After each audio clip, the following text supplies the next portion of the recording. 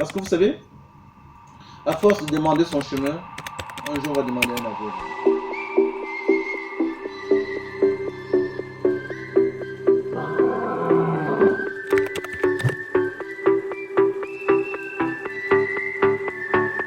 Alors, Bruxelles Tournant, c'est le cinquième d'une fratrie de 13, d'accord, et je suis le deuxième à ma maman.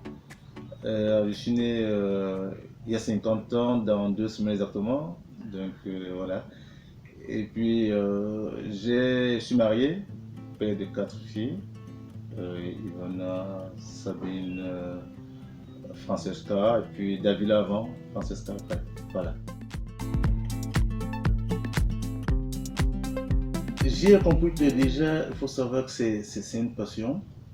D'abord, il faut dire une chose, peut-être on va revenir dessus sur la partie entrepreneuriat, parce que pour faire GR Computer qui est l'entreprise, on va peut-être revenir sur la partie entrepreneuriat. GR Computer, c'est ce projet que j'ai pendant que je suis en train d'exercer ailleurs. Parce qu'en fait, sorti de l'école, j'ai eu une passion pour entreprendre. C'était exactement ma passion. Donc, GR Computer est même né pendant que j'étais en train de faire des prestations dans une entreprise de la place. Là, j'ouvre GR Computer avec. Au départ, c'était SR Business Center. Voilà. C'était une bureautique que j'avais acheté au départ, SR Business Center, qui 2 ans après devient GR Computer par la force des choses. Quand je viens m'installer, je commence à faire exactement ce que j'ai appris à l'école, ce que j'aime faire, c'est-à-dire tout ce qui est informatique, maintenance, réseau, et voilà, avec toutes ces filières derrière. Chemin faisant, je me trouve obligé de recruter une deuxième personne, puis une troisième. Et beaucoup d'entreprises locales et certaines multinationales même de la place nous font confiance. Et voilà, on se retrouve à une quinzaine de collaborateurs au jour d'aujourd'hui, dans le Cameroun et même hors du Cameroun. Depuis 2000, voilà, c'est en 2000 que j'achète un fonds de commerce pas très loin d'ici, d'accord, qui fait uniquement dans la bureautique. Voilà, en 2000, monsieur le maire a pris le de nommer. Je vends son fonds de commerce et puis je l'achète avec tout ce qu'il y a derrière comme 2 ou 3 ordinateurs. À l'époque, c'était des cabines téléphoniques, ça marchait très fort. Même sa collaboratrice qui était secrétaire, je prends un pot avec, je peux changer une équipe que j'ai trouvée sur place. Voilà, ça c'est en 2000 que je démarre dans l'entrepreneuriat. Non, mais à quel âge je découvre l'intérêt pour l'entrepreneuriat? Il faut dire, c'est le lendemain de mon baccalauréat. Oui, au lendemain de mon baccalauréat, j'ai certains parents, certains aînés qui sont dans l'entrepreneuriat. Et quand je regarde leur qualité de vie, d'accord, comment est-ce qu'ils font leur vie, comment est-ce qu'ils s'en sortent, leur aisance dans la vie active, je me dis, pourquoi ne pas? Quand je rentre en entreprise, c'est juste pour avoir ce qu'on appelle l'expérience professionnelle. C'est pour voir comment ça se passe à l'intérieur, pour sortir, m'installer moi-même. Et c'est pour ça que je n'ai pas vraiment mis du temps en entreprise. J'ai fait 3 entreprises maximum. La première, j'ai oublié, j'ai fait cours de Charlie Carré. Là, j'ai fait 1 an et demi environ. Puis je suis allé chez Unit. J'ai fait 3-4 ans environ. Et puis après, j'ai fait un stop, vraiment un arrêt convivial. Et j'ai démarré avec GR Computer. Voilà. Toujours, oui, il faut s'appuyer sur quelque chose pour avancer. Sinon, on va faire des échecs. Il faut avoir dans la vie un mentor. Si vous n'avez pas de mentor, ce n'est pas évident pour vous d'avancer. Il faut avoir un exemple. Il faut suivre quelqu'un, même à distance. Oui, même à distance, parce que je profite pour vous dire que j'ai des jeunes qui sont venus dans mon bureau, me dire, grand frère, depuis 3 ans, je te suis, j'ai fait ceci parce que je te vois faire. Je dis, c'est vrai, il me dit, oui. Il dit, comment c'est? Non, je ne t'ai jamais dit, il faut tout le dire aujourd'hui. Oui, il y a toujours un mentor, il y a toujours un exemple à suivre. Oui, sinon on n'avance pas. Et mon papa, lui, il a bossé à la fois chez Régis Fécam à l'époque et il avait son entreprise déjà à la maison. Il bossait presque 20 heures par jour parce qu'il sait qu'il allait au boulot à 5 heures du matin. Il revenait à 14 heures, il se reposait 30 minutes, 1 heure. Après, il reprenait à 15 heures pour finir à 20 heures. Et je me posais la question, mais comment est-ce que nos 13 ils réussissaient à acheter des livres, des cahiers et autres. Ça, franchement, c'était déjà un premier exemple. Mais je sais qu'il était très surchargé, pas mal de devoirs à faire en interne. Le deuxième, le frère Carlos Flongon, il avait une entreprise Micropolis qui exerçait également dans le domaine de l'IT, ne pas nommer. La façon avec laquelle il faisait l'aisance, comment il s'entourait, le recrutement dans son entreprise, je me suis dit, pourquoi ne pas faire comme lui? Ça devrait aller. La troisième personne, c'est mon papa actuel, mon tuteur Felipe Kemewamba. Le lendemain de sa sortie de la lutte ancestrale, l'aisance avec laquelle il gérait à mon moment, Salim Temelo. Voilà, ça c'est aussi une entrepreneur chez qui il faut y aller, chez qui il faut s'agripper. Parce que juste aujourd'hui, je ne sais pas quand ça va prendre sa retraite. Je continue de la suivre, oui, parce qu'après la bureautique, elle a fait le prêt-à-porter, elle a fait l'immobilier, elle a une entreprise où elle fait l'exploitation de carrière. Et j'ai l'impression que c'est pas fini. Donc c'est des gens comme ça, il faut toujours regarder quelqu'un, voilà. Et là j'ai au moins 3 ou 4 exemples devant moi qui sont mes sources qui me permettent d'avancer au quotidien. Bon, l'idée je l'ai développée à l'avance parce que quand je regarde le deuxième mentor, Carlos Songa, lui il était dans le domaine. Et je voyais comment est-ce que ça avançait. Et j'ai aussi vu 2 ou 3 personnes qui n'avaient aucune connaissance de l'outil informatique, mais qui avaient une certaine aisance. Ils menaient une très bonne carrière, ils avaient des très bons revenus, des très bons rendements. Je me suis dit, mais tiens, cette personne-là, lui, n'a pas fait une formation vraiment assez calée, il s'en sort. Pourquoi pas moi? Et c'est là où, après ma formation dans l'ingénierie informatique, j'ai arrêté, j'ai dit, ok, ceci, on va le faire de façon professionnelle. Et c'est donc là où je dis, on va aller faire la partie ingénierie informatique. Au début, il faut le dire, ce n'est que la maintenance des systèmes informatiques que nous faisons. Puis après, lorsque nous sommes rentrés dans une entreprise de la plaque, nous avons fait confiance. On a fait les réseaux informatiques. Chemin faisant, un autre mentor, Jean-Michel Dabran, pour ne pas le nommer, me dit, écoute, Russell, nous avons des V7 installés. Je dis, écoute, je ne sais rien de V7. Il dit non, la façon avec laquelle je te vois faire la maintenance informatique, tu dois implémenter les réseaux informatiques, même les VSAT, tu vas le faire. Je me signe un premier contrat de VSAT, d'installation, je suis à près de 6 millions de francs, les consultants s'en battent. Et puis, je m'appuie encore sur d'autres ingénieurs. Cette première installation est faite. Et c'est comme ça qu'au bout des 5-6 premières années, on a installé une dizaine de VSAT sur le Cameroun. Donc après ça, nous sommes en train de penser à d'autres projets. Par exemple, créer un centre de formation, pourquoi ne pas? Parce que transmettre, c'est aussi cela que j'aime faire. Et c'est tout mon premier essai. Il va de façon croissante, même j'ai envie de le dire. Parce qu'on a pris un fonds de commerce, c'est une tech de business center, de secrétaire bureautique. Je n'étais pas présent, je l'avais laissé gérer par des collaborateurs. Quand j'ai quitté l'entreprise où j'étais venu m'installer, j'ai implémenté la partie ingénierie informatique.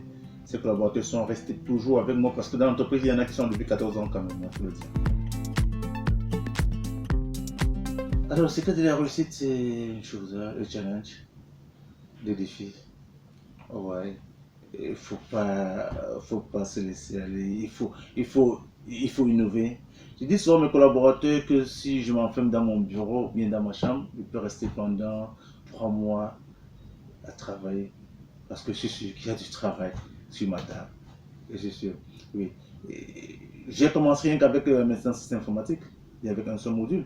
On a 8. Il y a un autre qui doit être créé avant l'année prochaine.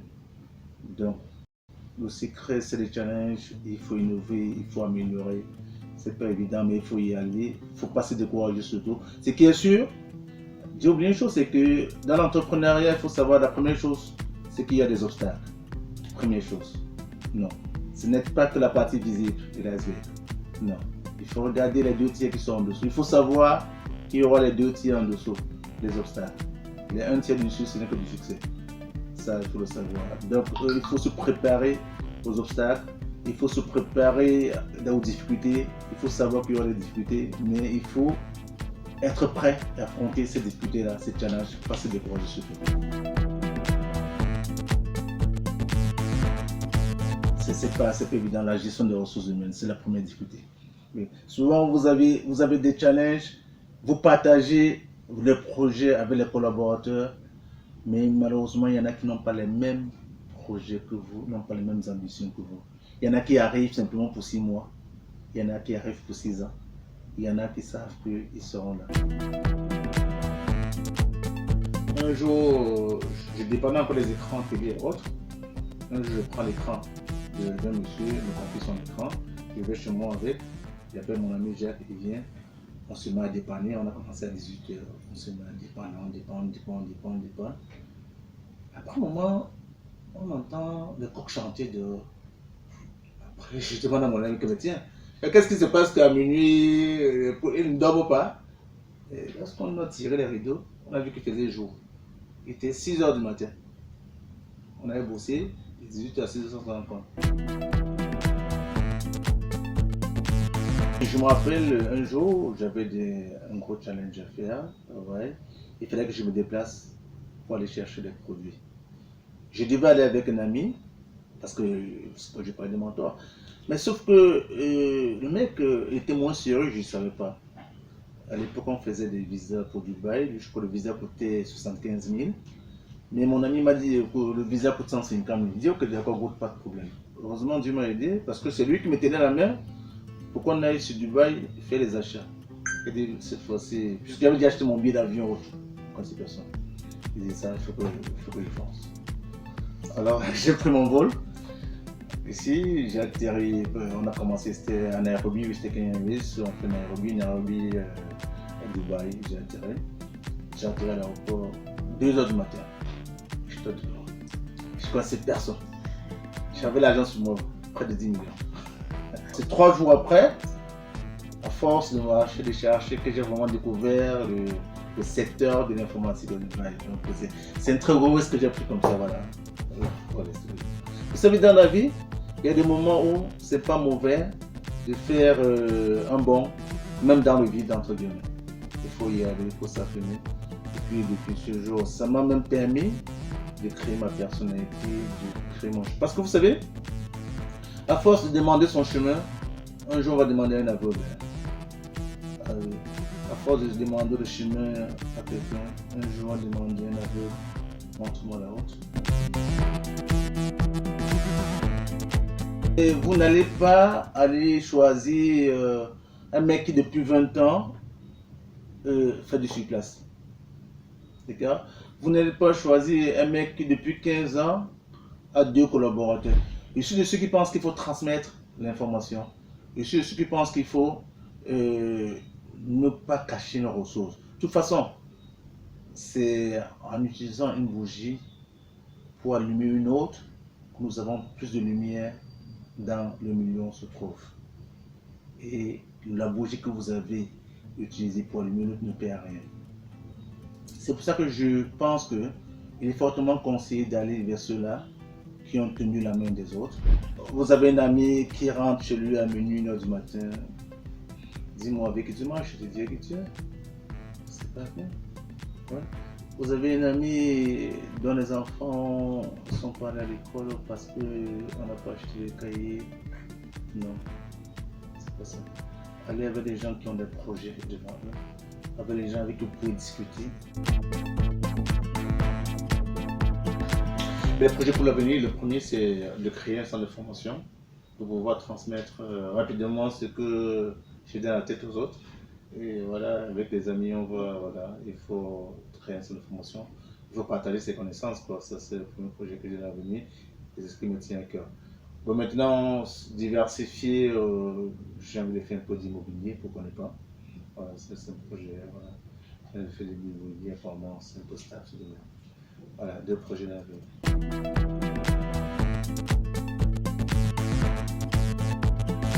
Bien sûr, parce qu'il faut savoir, tout à l'heure je parlais de l'exemple de la bougie que tu utilises pour allumer une bougie.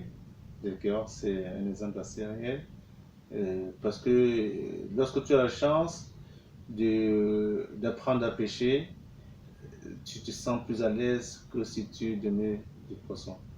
Donc c'est un peu ça quoi. Il faut le faire très très rapidement parce que le retour de ce jeune que tu auras formé, le retour de ce jeune à qui tu auras passé tes connaissances, ça sera plus bénéfique pour toi d'ailleurs, peut-être pour lui.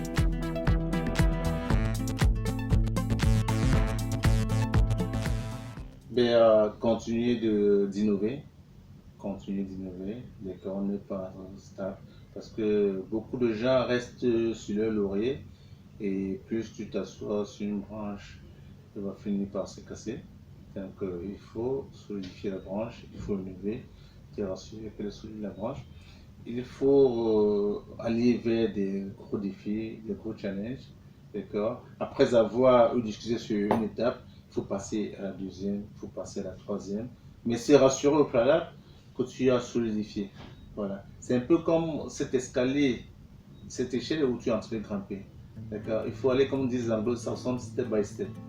Tu te rassures que la première marche, tu as bien posé au pied, c'est solide, avant de passer à la deuxième marche.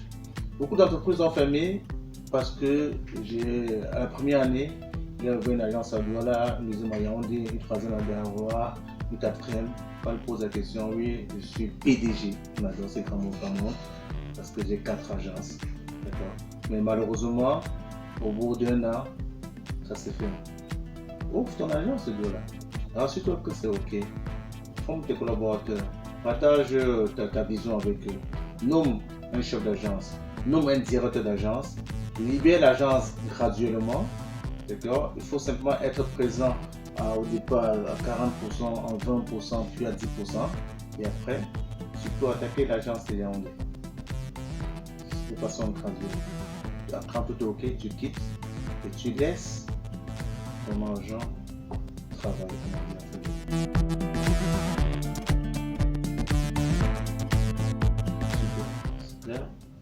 Ouais. C'est le même le contrat qui est un problème. Oui. Vous lancez dans l'entrepreneuriat plein d'argent, vous allez commencer à rouler les mécaniques, vous allez croire que oui, je suis PDG de société. Et tu suis allé chez un jeune entrepreneur l'autre jour, il avait des fauteuils en cuir, du frais cuir. Hein. Je lui dis, tiens, tu es bien installé, Eric. Je dis, bien sûr, mon bureau m'a coûté 2 millions. Il venait d'inaugurer son entreprise. Je dis, mais comment ça? Il faut que lorsqu'on entre ici, on sache qu'on est dans un bureau de directeur. Il ne m'a pas dit qu'il a eu un bénéfice de 2 millions au cours du mois. Non, ce n'est pas ce qu'il m'a dit. L'installation de son bureau à lui, ça lui a coûté 2 millions. Il ne m'a pas dit qu'il a eu un bénéfice de 2 millions. C'est ça. L'entrepreneuriat, c'est le mindset. C'est dans la tête. C'est le brand. J'ai envie de vous dire que toutes les entreprises qui sont bien installées n'ont que des crédits à la banque. Leur compte est négatif. C'est à ce niveau que la bonne gestion commence. Lorsque tout ce que vous aurez vous appartient, sachez que vous n'êtes pas en train de gérer. La bonne gestion commence quand vos comptes sont négatifs. J'étais avec une banque hier, je lui ai demandé un crédit de 40 millions pour acheter un terrain. Ils vont me donner 40 millions, mon compte sera moins 40 millions. Il faudrait qu'au bout de 48 mois, je me débrouille pour mettre mon compte à zéro, qui est le minimum. Oui. L'entrepreneur, on démarre avec 0 francs. Ça marche très bien. On rentre en contact avec les partenaires, on leur présente leur projet, on crée la confiance et ces partenaires sont capables et devraient, si votre projet est bien monté, ils devraient vous accompagner. Oui, c'est une très bonne question. Là, je profite pour dire merci à mon papa, Folke Francis, qui m'a donné ce gros conseil sans que je ne me rende compte qu'il était en train de me tirer la main. Alors, comment j'ai réuni de fonds? Alors, à l'époque, je travaillais dans une entreprise, je crois, Unit, le groupe, je ne sais plus laquelle, où je touche en net 150 000 francs par mois. Mon tonton, lui, vient et me dit, bon, écoute, Russell, je t'inscris dans une tontine, et puis il faut que on y va. Il dit, ok, d'accord. J'arrive à la tontine, je vois que mon nom est là. Et puis, je lui ai dit, mais tiens, comment est-ce que je viens? Il n'y a que des directeurs, je suis le plus jeune, presque le seul employé. Là-bas, il n'y a que des employeurs. Il me dit, oui, mais écoute, sache que quand tu plonges dans l'eau où se trouvent les requins, tu dois boire cette eau-là pour devenir aussi un requin. Je lui ai dit, mais sauf que les requins peuvent te bouffer. Je lui ai dit, dans ce cas, tu vas te savoir jongler, le compte te bouffera. C'est pour ça que tu es présent. Je lui ai dit, mais tiens, je ne pourrais pas cotiser à cette cantine. Mais là, on cotisait, c'était 300 000 francs. Il fallait mettre tous les mois. Je me dis, ok, je te donne un coup de main. Moi, je vais mettre 200 000. Toi, tu mets 100 000. À la fin de la tontine, on a une cagnotte qui sort. La cagnotte était dans les 9 millions et demi environ. En fait, c'était 10 millions, mais après 500 000, c'est 9 millions et demi environ. Mais c'est sûr que mon tonton me dit que d'accord, tu as eu 3 millions 150 000 francs, voilà ton argent. Je dis, mon argent, il me dit, 1 million, je lui dis, mais regarde d'abord, pour moi c'était la société. Je ne me rendais pas compte que j'avais cotisé comme ça jusqu'à la fin de cette période. Et comme je dis souvent aux gens que la chance n'arrive pas pour vous. On n'appelle pas la chance. En fait, ça n'existe presque pas. Les opportunités, ça n'arrive que lorsque tu es préparé.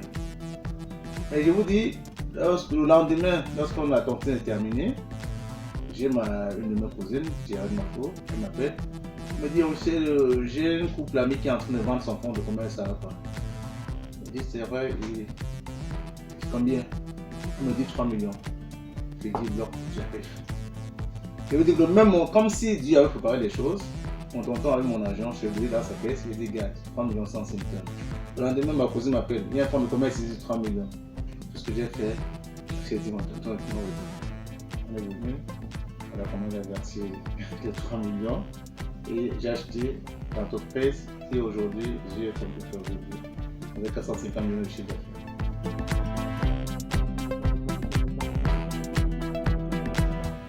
Qu'est-ce que je ferais différemment? La façon de recruter, c'est différent. Ouais, parce que je sais que la partie ressources humaines, je devrais l'améliorer.